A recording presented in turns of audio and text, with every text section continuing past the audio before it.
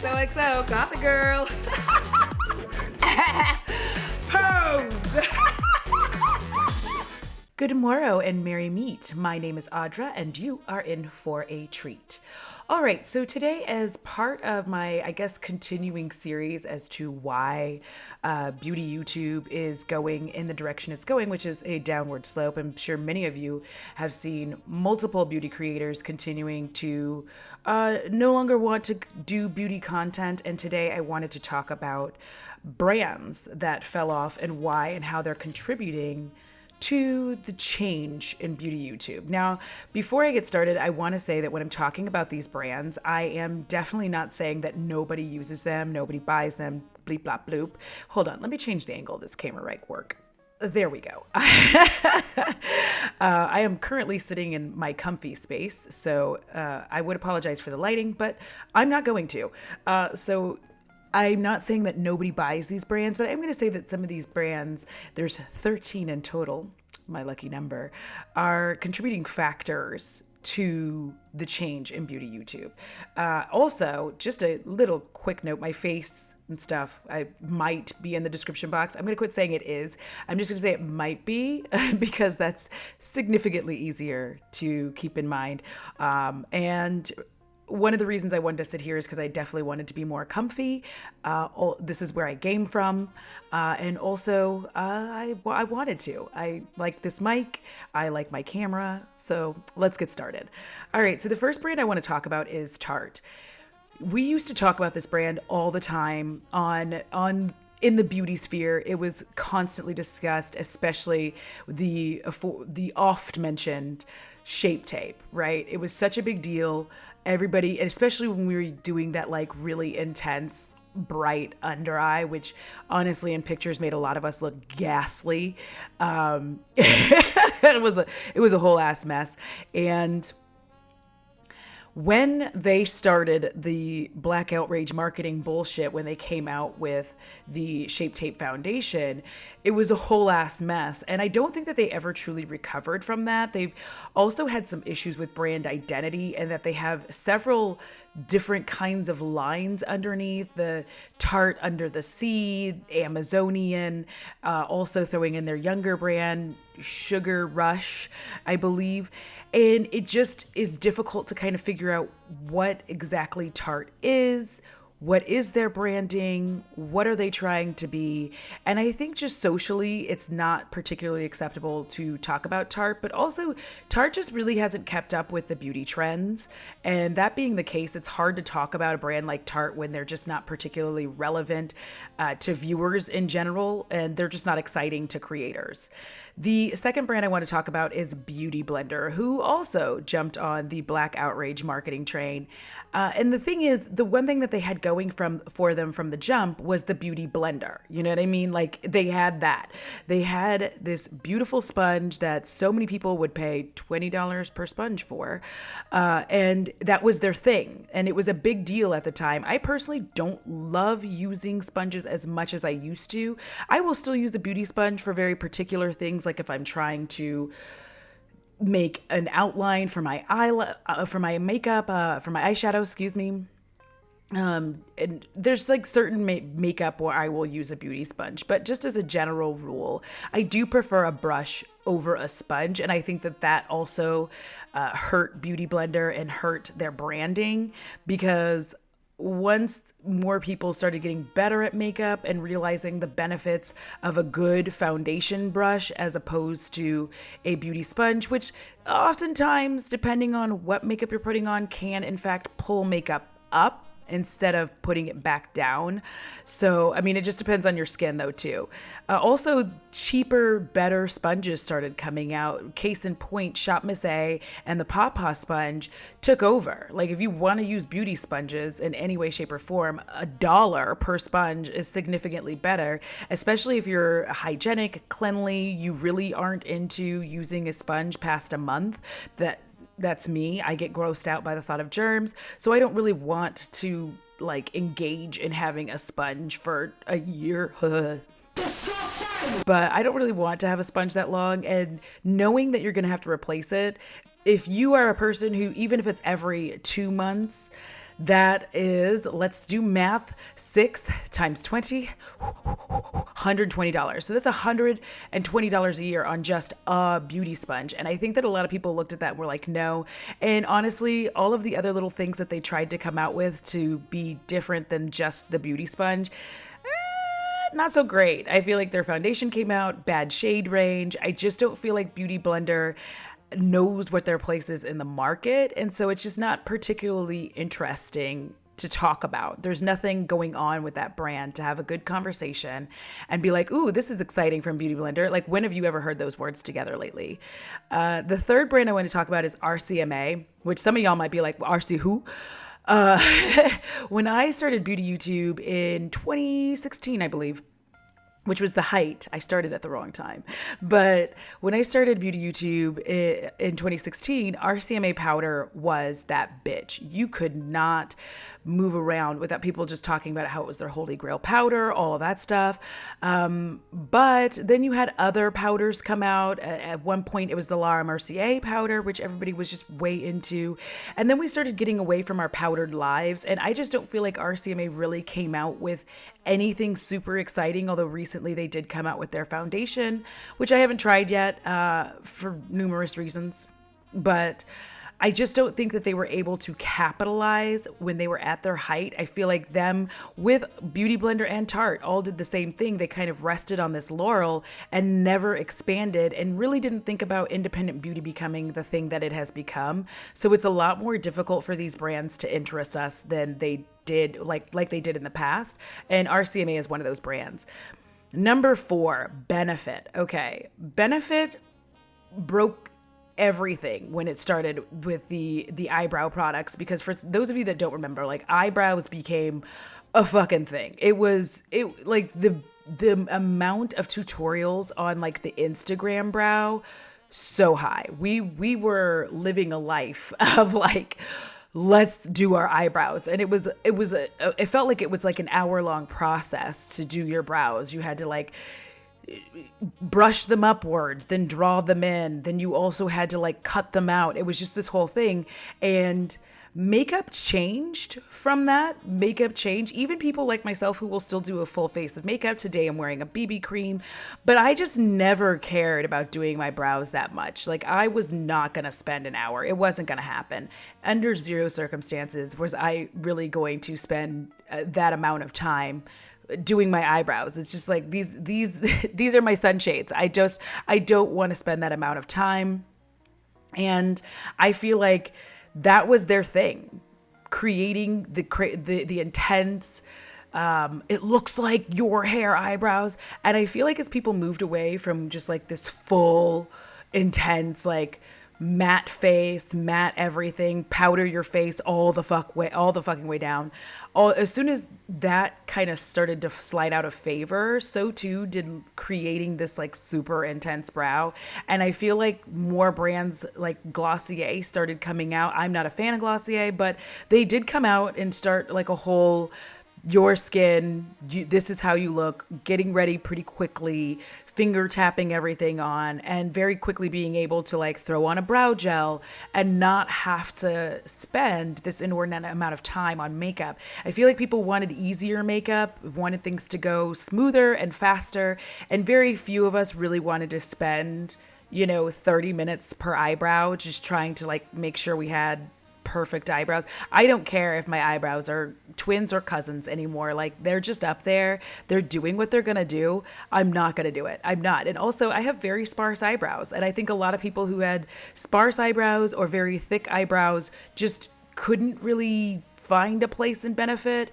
And by the time Benefit started trying to branch out, it was just too late, and all of it was boring as fuck. Like let's be real. It was all very boring, and nobody was like, oh my God, I can't wait to get whatever it is that they make. I don't care. But like, I might pop up pictures here. But it just wasn't very interesting, and it continues to not be very interesting. Number 5, Morphe. Now this brand, and these are in no particular order, by the way. This isn't like a listicle in sense of these brands fuck things up this way in this order, but number 5 is Morphe, and this brand has gained a large amount of ire from, as I've spoken about multiple times, but from the undisclosed sponsorships all the way to the products just not being as good as advertised. I still remember when I bought Morphe brushes because everybody was talking about it. I don't think I used anybody's code. I just bought them, but everybody was talking about it. And when I got the brushes, I was just like, and I thought that I couldn't do makeup. I really thought I couldn't do it. Some of you might still say I can't do it. More power to you. We can all have our own opinions. But I thought I just couldn't do makeup because the brushes were so scratchy, and I thought that all brushes were like that. So I very much got into I will just do my makeup with my fingers because obviously I don't know how to use the tools at hand. And it comes out later that these are just like private label brushes, which is, again, there's nothing wrong with private label. And I will say that a million times. There's nothing wrong with private label, but there is something wrong with it when you're selling it at a fairly mid-range price and claiming that they're fantastic when you could actually get brushes from Amazon significantly cheaper that worked better, weren't scratchy, it didn't feel like you were taking off your eyelid skin. And on top of that, they had a propensity and continue to have a propensity for collaborating with creators that are problematic. I hate that word, but having collaborations with problematic creators just really started to change the tide of how people felt about Morphe. Obviously, there was like we said previously, or I said previously, just the undisclosed sponsorships where a lot of people just had no idea how much money people were making from Morphe or that they were making money at all. And that really brought a large level of distrust in continues to this day, which I will always say every time. I'm sure y'all get tired of it, but it brought a huge level of distrust. People just really had this sensation that nobody was honest, and it still feels like that today. It also feels very much like the only content creators in the beauty sphere that people can, depend on or count on are in the small beauty community because they don't associate with Morphe in any way, shape, or form. They're not buying Morphe products, and they make it very much well known that they will not buy Morphe products. And honestly, a lot of them, if they do, it's just like a lark kind of, but it's not really in a serious tone. It's more like if you want to see how shitty this Morphe product works. And here's the thing. I don't think that all of their products are garbage. I had a bronzer from them, which is actually what got me into bronzer. And I only got it because it was in a beauty box. But I do think that just because of the reputation that Morphe has, people just don't talk about the brand the way that they talked about it before. Again, not saying any of these brands are brands people don't buy from, but I do think it makes it to where people on beauty YouTube don't talk about the brand for these reasons. Number 6 is Urban Decay. Now, Urban Decay just has not, and 90s Love Child did a in-depth video, and I will link that in the description box, about Urban Decay. Urban Decay, for one, will not let go of Naked. Will not let go of Naked. It is almost ridiculous that they're consistently trying to make everything fit into the Naked brand. Like everything. Everything has to be Naked, and it's really freaking weird. It seems like they could branch out, and they're just refusing to branch out. They're like, no, this is what's worked. And I guess it does for people who aren't on beauty YouTube. I'm sure it still does work. I don't like the pans. I have moved beyond a rectangular pan. I don't like them because they're exceedingly messy, because you're just like brushing up and down. And for me personally, that brushing up and down, it just feels like you're wasting product all over the planet, and it's just like spraying into all of your other pans. And so I don't like that they haven't moved on from that. Also, they're just not edgy. They used to be a very edgy brand. Brands like KVD came along, Melt came along, just other brands that were more interesting and edgy. And you have like Beauty Bat Cosmetics. You have all these other brands that picked up where Urban Decay left off. And I do think that them being bought by, I believe, Estee Lauder just really changed the whole thing. Like every time a brand gets bought up by a big conglomerate, you can see it with this. We definitely saw that with Becca. I think it just runs the brand into the ground. Their edginess is gone. Their interesting palettes are gone. And the fact that everything is naked makes it less interesting to talk about on YouTube. And as a beauty creator, it's not fun. You're like, here's another naked palette from Urban Decay. And it just feels not fresh and stale. Number 7, we have Too Faced. Now, there's a multitude of reasons.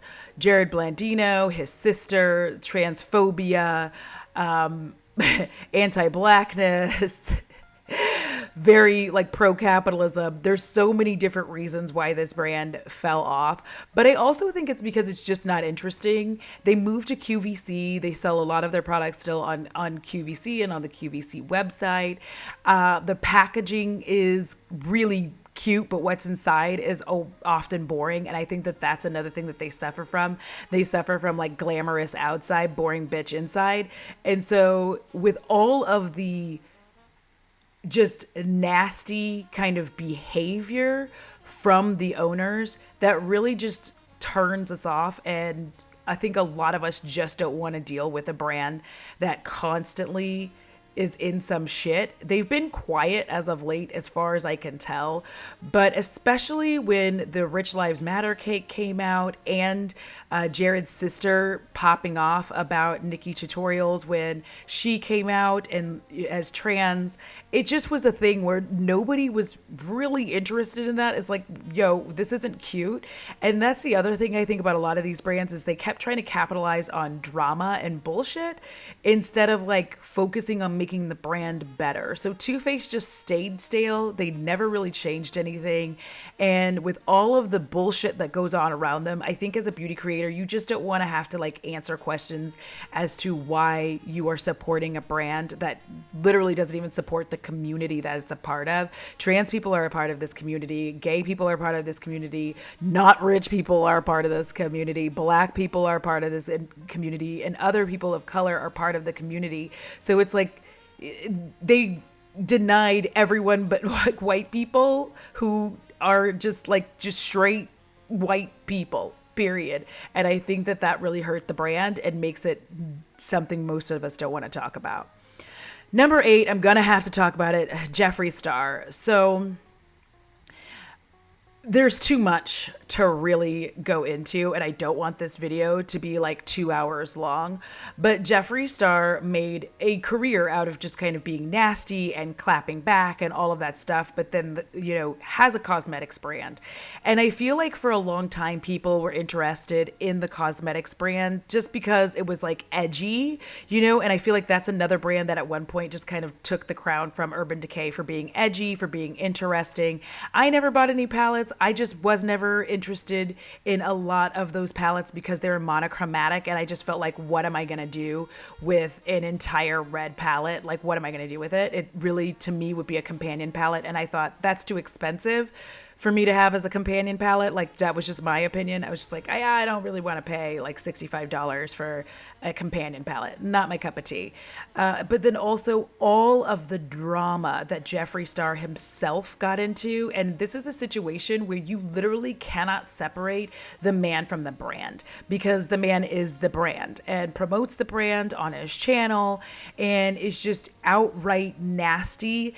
Even if you took out the racism, which I will not, but even if you wanted to take that out, you have to admit that like the way in which he is consistently nasty to his own fans and subscribers is an absolute turnoff for most of us. And for those of us in the beauty community, talking about that brand just really finally started to bring ire, as he consistently was nasty and mean to Black women, racist, and then during the pandemic releases a palette called Cremation, which or Cremated, excuse me, which it's definitely insensitive. We're not even going to pretend it's not. And the people who tried to defend it tried to be like, well, it was already made, like da da da da da da. Like, those defenses don't make any sense to me, because I'm like, yes, the palettes were made, but it really, if you were caring, if you cared about people, the idea would be just repackage everything, find a way to, you know, repackage it, call it something else, and move on. You obviously, well, it seems, have money to do so. So why didn't you? You know what I mean? Like, why didn't you just, like, in the time that you realized a whole pandemic was happening, that would have been a great time to just be like, okay, let's just like repackage all this shit, get rid of this old packaging, move on. Didn't. Also continued to stick with like a lot of this monochromatic color scheme, which I think a lot of us were just getting out of interest with. So you couple that with the immense amount of drama and outright what seemed to be allegedly crimes taking place, we just don't want to talk about it. Very few of us want to be involved with someone who seems to allegedly support pedophiles and also seems very invested in taking note and stock of every single thing that people do in his presence and using it as ammo against people. And to me personally, the brand is just stale. Most of the time, whenever I saw Jeffree Star's palettes, I saw them for the reveal. Everybody, broke the internet trying to get the palettes. But after that, it just felt like those palettes were never mentioned again. They weren't used in Get Ready With Me's. They weren't used even in a declutter. They weren't used in favorites and fails. It felt like, for at least for the creators I watched, a lot of those palettes just seemed to be specifically for beauty YouTube. They didn't seem they were for the public at large. They didn't seem interesting past getting your hands on it, because they always seem to be sold out, which I have thoughts on that as well. But they weren't palettes where I felt like people were talking about them after the launch date. I felt like after it launched, after everybody did their videos, they just seemed to disappear into the ether. And I feel like the brand, with all of the drama and bullshit that went along with it, also just nobody wants to talk about it. Nobody wants any smoke having up a video about the latest Jeffree Star palette. And for that, I thank you. Number 9, we're going to talk about NARS. Geez Louise. I should have brought a drink over here because, bitch, I am thirsty. Please hold. I'm going to get something to drink because, oof. NARS. Just another brand that has not kept up with the changes and what's interesting. Now, I get that they're mostly like a basic bitch brand, and there's nothing wrong with that. I will always say that there's always going to be a need for basic bitch makeup. Point blank and period. Because everybody doesn't do this, and that's fine. You don't have to. That's not how shit works, right? Also, their insistence on orgasm is just nauseating for me. I do not like my makeup to have like sexual names. Ooh, that was a little too spicy. I don't like to have my makeup to have sexual names. I don't enjoy that. I don't think it's fun. I don't think it's interesting. I don't think it's cute. I am a 41-year-old person at the time that I am recording this. And I just don't enjoy that. Like, I think it's childish almost. Like, I feel like that kind of shit is cute when you're like maybe 18, 19, perhaps all the way up to 22, but there just comes a point where you really don't find that interesting, cute, funny, or like kitschy. It's just not interesting. And like, I should actually throw that in with Too Faced with their Better Than Sex mascara. Like, this kind of shit is not cute. It wasn't really all that cute before, but I just feel like insisting on hanging on to these like weird sexual names that were cute when you were younger, but like as an adult, it's just weird. There's a weird feeling of talking about something, and especially on YouTube, you never know censor-wise what YouTube will and will not allow until they're just like not pushing your video. And we saw this happen with the Jeffree Star, I believe it was Orgasm. No, it was Orgy. We saw this happen with the Jeffree Star Orgy palette, where YouTube was censoring it, and so people couldn't even say the name of the palette. And since you never know how YouTube is going to act with those kinds of things, it's really honestly very obnoxious that they keep naming shit like this. And it's like, again, it's not cute. It's not interesting. I'm not like orgasm. Like, I don't feel like we are in a place anymore where saying that kind of stuff gives us the giggles. I feel like, if anything, just I don't want to say to anybody, let alone, like, I don't want to do it on YouTube, and I don't want to do it in my real life. Like, I don't want someone to ask me about my blush or my highlighter and me be like, orgasm. Like, it's not cute. It's just, it's embarrassing. Again, I'm no prude, but there's something highly embarrassing and awkward about having those products and having them be named that.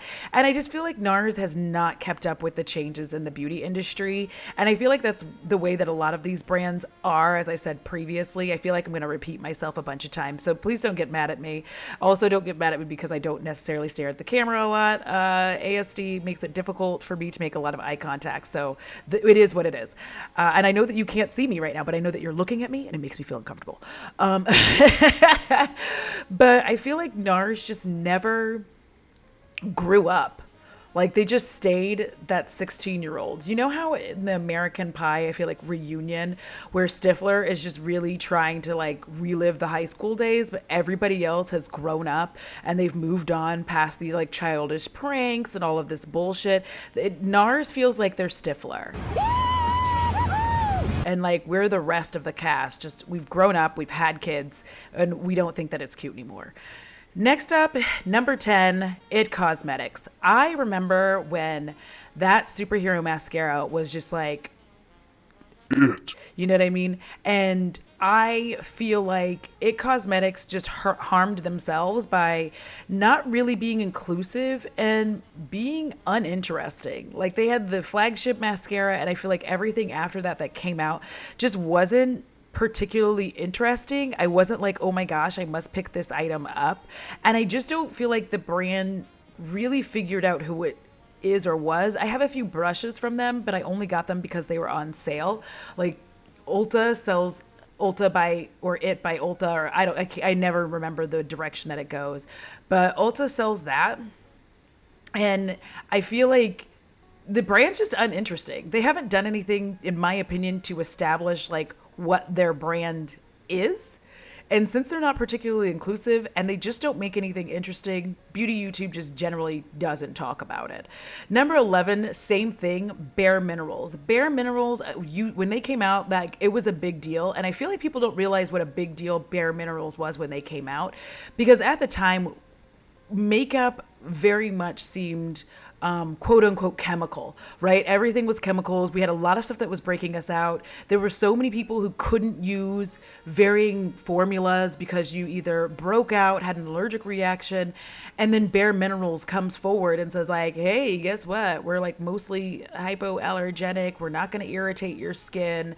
We have like easy to pronounce ingredients, like whatever it was. And then they also had a pretty good shade range. Like I used to wear powder foundation for a very long period of time, and between them and another brand I'm going to be talking about, they had things that I could use, you know. And again, it was like nice to use on my skin, and my skin didn't get angry, especially because one of the biggest reasons that I use powder is because I have oily skin. When you're an oily skin bitch, like powder becomes your dearest friend. You're like, yes, give me all of the fucking powders, especially when they were like, dry your skin out. Like you loved having powder because by the time it kind of broke through, you didn't look like hot garbage as you did with liquid foundation. And I just feel like they didn't evolve at all. They just seem like a very old brand now. They don't seem interesting. Nothing new happens with them. I'm never sitting there like, holy shit, what's new from Bare Minerals? Like it never occurs to me to go look and see what it was that they were making. So like, I know I'm not the only one. I don't hear about this brand all that often. And I watch a varying amount of creators. So I definitely think that Bare Minerals is on that list of like, nobody really talks about it because they're not doing anything interesting. Number 12, we're definitely going to have to talk about KVD. Previously Kat Von D, now Kendo Vegan Beauty, I don't really want to get into it, but that's part of the problem.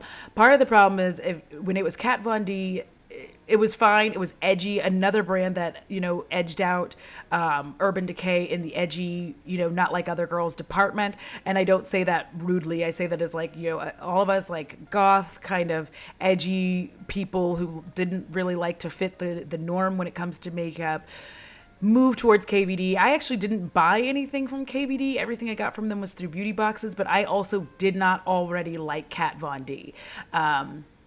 And this, again, I think I've said this a long time ago, but this is not me being like, I already didn't like. I used to watch the tattoo show Miami Ink, and she was on there. I did not like her then, and so when she came out with a brand, I was like, yeah, I'm not interested in buying this at all because she seemed like a shit person there. So Kat Von D then decides, and this is a thing that I really need people, if you're gonna name your brand after you, like, if you have controversial, weird shit you're going to say, and it doesn't matter which side of the fence you're on, I think that you should just keep that to yourself. If the brand is named after you, keep that to yourself. If I named my brand Audra German last name and I had like really weird opinions or what other people would think was weird or awkward, and I just like consistently just spewed them on the public, I'm going to expect my brand to suffer. Like, I don't think that I'm so high up, and I feel like Kat Von D and Jeffree Star both had the same problem of like sniffing their own farts, and they thought that they smelled great, and it was like, they don't stop it. I just feel like if you're going to name your brand after you, just keep your controversial shit to yourself. And I don't say this lightly. I say it because it's like there is a level to where you start just, it smells good, that you don't realize how much of your fan base you're alienating. And I think that that became a huge problem, plus who she was married to. And I feel like when she came out as anti-vax, that's what really started this investigation into her. Like, people were already kind of side-eyeing her. There were people who had already done that. But as soon as she came out as anti-vax, it got ugly. People really started investigating her husband. She had to be removed from the brand. And then Kendo just wouldn't change the name. Like, just wouldn't do it. And I felt like this was their opportunity to just call it Kendo Vegan Beauty, and they just didn't. They just didn't. And it was like, this is like, y'all could have just let go of all the packaging, said you were going to sell off all of the packaging that said KVD, rebrand it, redecorate, like do a new logo. You could have even kept the same script, like kept the same fonts and all of that shit, but just changed the D to a B moving forward. But they didn't, and it led to a lot of embarrassment in like what this brand was, because they changed it like twice, and we're still just like Kendo all light and love beauty. Like, we don't know. And I think that that was a huge misstep, because I think in their minds, they thought brand identity was more important, and they were incorrect. I will say that for that one, they were definitely incorrect. I feel like even though KVD had been around for a while, I think simply keeping the same script and changing that D to a B wouldn't have changed anything for a lot of people, especially people who don't watch beauty YouTube. They would have still just seen it as Kat Von D and moved on, and like they didn't care. They liked the products anyway. And I just feel like that was a huge misstep. Also, another big misstep, my opinion, and allegedly this is not true, but I feel like the Good Apple cream foundation that they came out with, that I personally think that there were a lot of undisclosed sponsorships. It blew up on TikTok, and then people got it, and it was hot garbage. And I feel like that only hurt the brand more, because suddenly everybody on TikTok was talking about it and how great it was. And then the majority of us got it. And we were like, I absolutely hate this. It's terrible. Who told us that this was fantastic? Who? Find them now. Get them. Bring them to me. It felt like that moment. And so like, because of that, I just don't really want to try anything else from the brand, because I felt like I was duped, and it's my own fault. Like, it's my own fault I fell into the hype. But I just think that the brand stopped being edgy along those lines as well, especially with the exit of Kat Von D. They just went further into basic land and just didn't fix themselves. So I feel like a lot of people just don't talk about this brand, because one, trying to like figure out what to call it is already an issue. Like, do I call it Kat Von D? Do I call it KVD? What do I call it? And it just became like an issue. And the problem is most of us can't remember to not call it Kat Von D, because they just refuse to change the brand. Finalmente, the 13th brand I want to talk about is Pure Cosmetics. So Pure, I used to buy a powder foundation from them as well. I loved it. They also had these gorgeous lip glosses that I adored. And then I feel like they just strayed away from inclusivity. Like they used to be a really inclusive brand. They did recently come out with like just like not recently, but the last time they came out with a foundation launch, it was almost like it was ridiculous. They're like over 100 shades. And I was like, bitch, I don't like this is out of hand. We've gone too far. Like there's having a lot of shades and then there's having a good shade range, which I say a lot.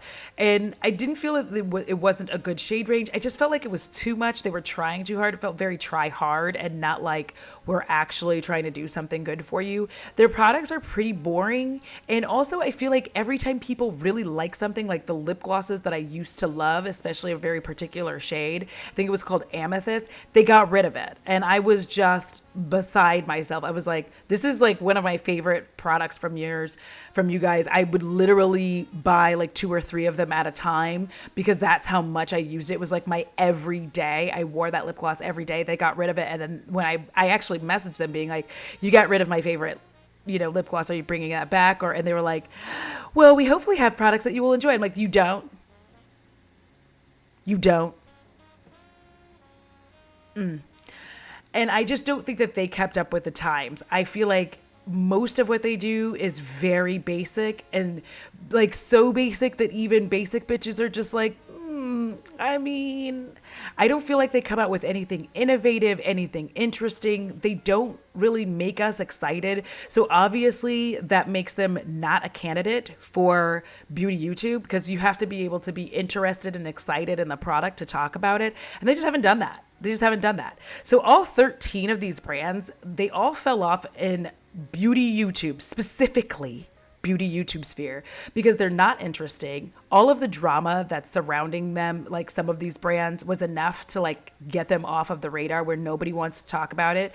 Not even just like some people just out of fear, others out of their moral compass, not wanting to contribute financially to brands like that.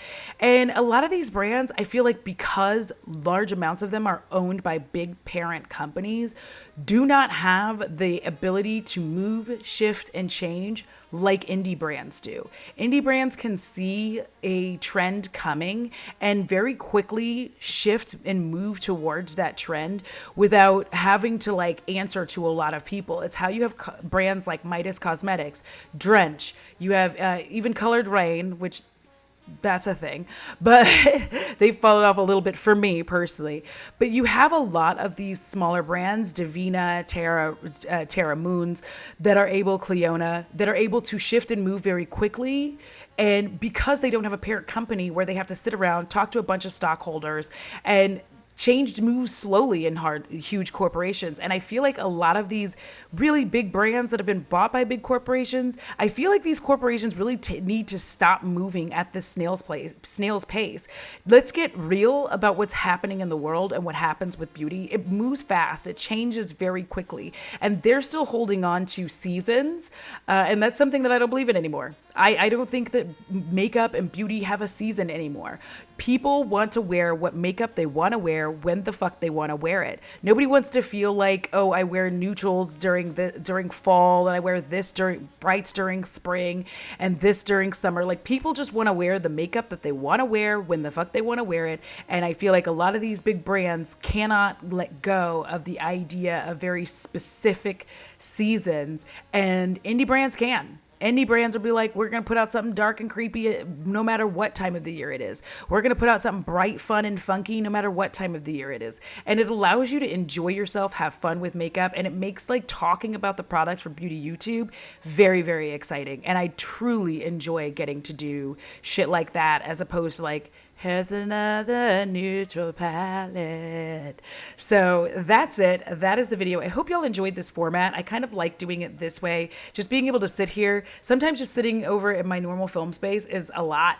Like I have to put on this big ass light, which hurts my eyes and dries them out even more than they normally are. As you can see, they're often quite red. So yeah, that is it. That's the video. I hope y'all enjoyed this. Please stay tuned for my third part in, I guess, the downfall of beauty YouTube series and like things that are causing it.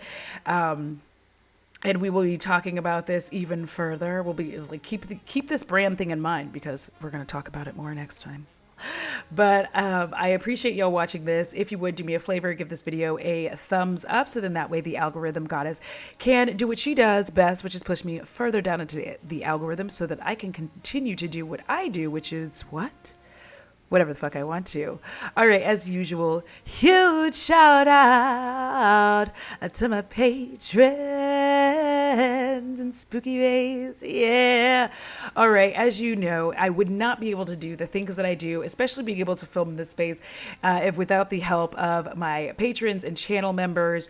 Y'all definitely help me to keep the bats in the belfry and the spiders firmly ensconced in their webs. All right, it costs $0 to be kind. It's so good for your soul, because if you don't take care of your soul, I'm sure shit coming for yours. Until next time, XOXO.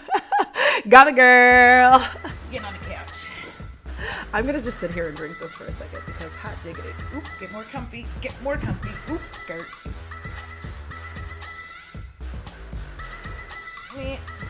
Move the skirt. Okay, there we go. Now my legs are comfy.